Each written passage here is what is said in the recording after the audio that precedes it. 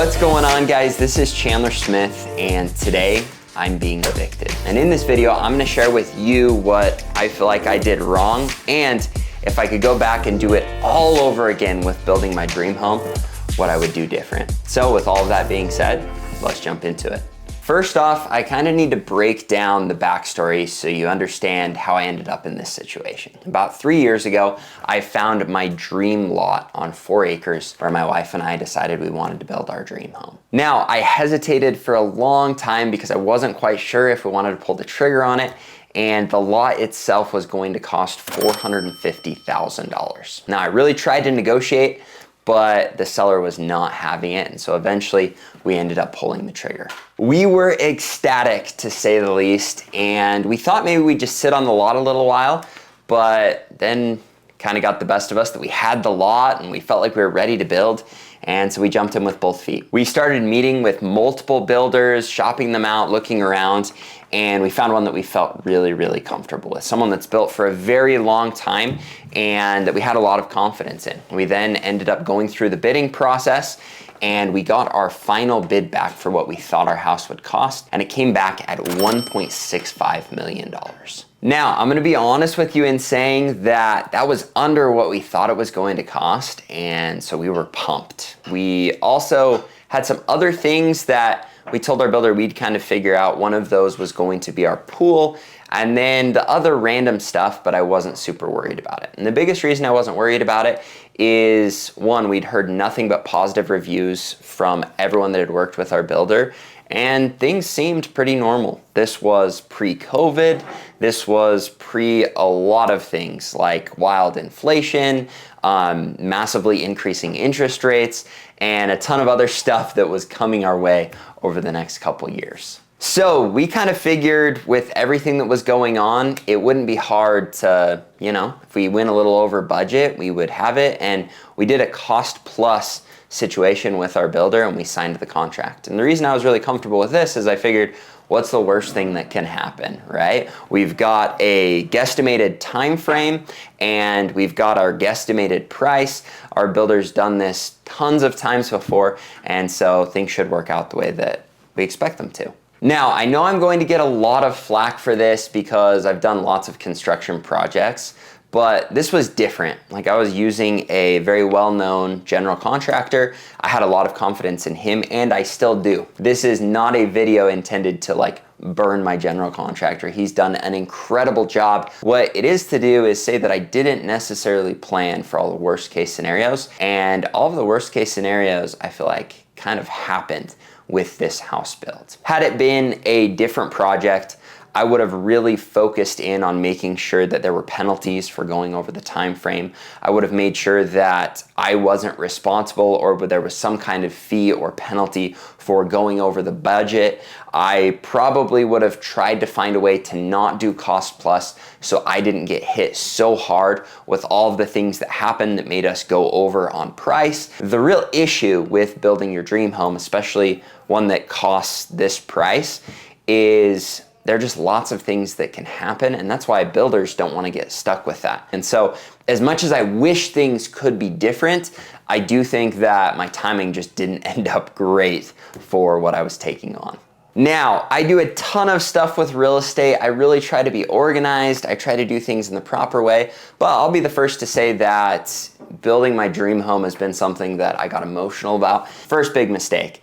I should have planned on it costing substantially more than I ever expected, on part because of the unknowns. Now, who could have known that lumber would have skyrocketed and every material would have skyrocketed and labor would have skyrocketed because of COVID and other economic issues? That's something you couldn't really predict, but I probably should have been a little more prepared for. Now, with that being said, this isn't a video telling you that my life is burning up in flames. I was very prepared because I have reserves for 180 units of residential real estate on top of the reserves that I set aside for my home that we were building. However, I have been in an uncomfortable spot just watching the time frame continue to get bumped back and the price continue to get bumped up. Now, a couple major issues that happened. First off, my loan had a limited time period. I worked really hard to get the interest rate locked in on the front end,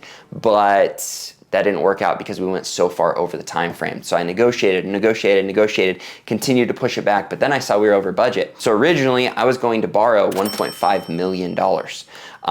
As we ended up going, $500,000 over budget and then over $1 million over budget. I had to go back and renegotiate with the bank while interest rates were also climbing rapidly.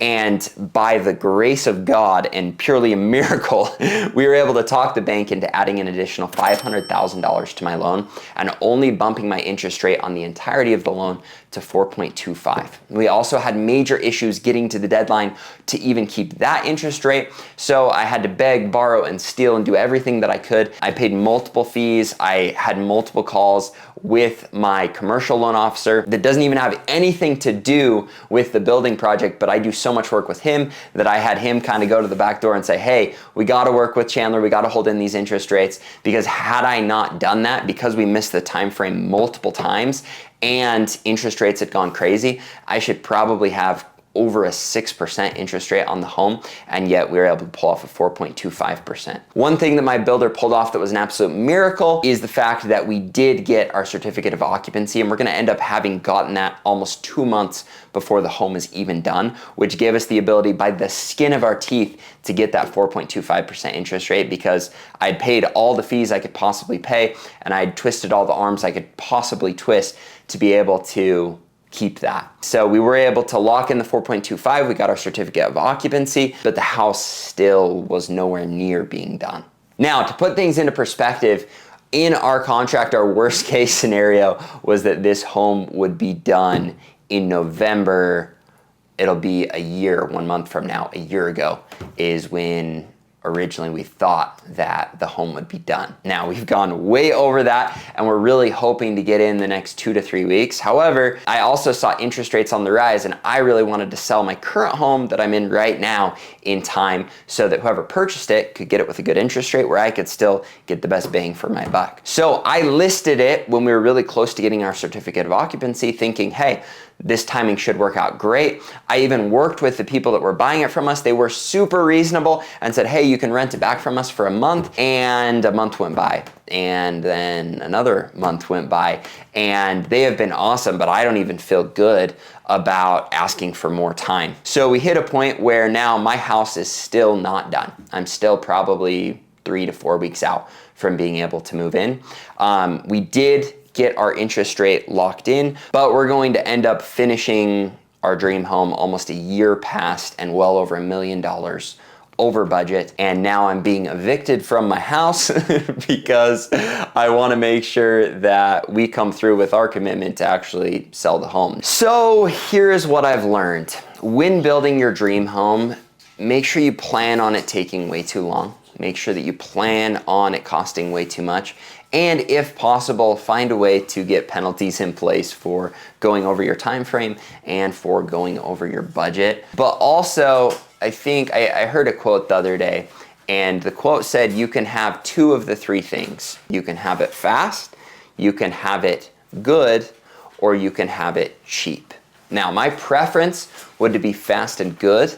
However, I've come to realize with building your dream home, you can only have one. You can have it cheap, you can have it fast, or you can have it good. And I'm really excited because I do think the finished product of our home is going to be even better than good. It's going to be great, and we're really excited about it. However, I'm going to keep you posted on what we do and where we go next, because we're going to have to figure out a place to stay for the next couple weeks, whether that's my parents' house or getting a vacation rental or finding some other solution. Maybe we go up to our cabin or something in the interim so that we can be in a place where we have a place to live until our house is ready. Now, for those of you that follow the channel, I did just want to thank you for being a part of the whole process. We've been through COVID and all kind of economic craziness.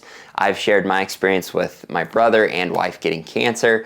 And it's kind of weird because I've also done that all through building this home and trying to keep the businesses that I work on afloat. And so over the last year especially, the content has been touch and go, but I want you to know that I love making videos, and I have a lot of really excited stuff planned for this upcoming year. I'm gonna be walking through every one of my units and properties and giving you an update on all of those and letting you see them, 1, 3, 5 years after purchasing them, and kind of see where the numbers are at now, share with you some of the mistakes that I made there.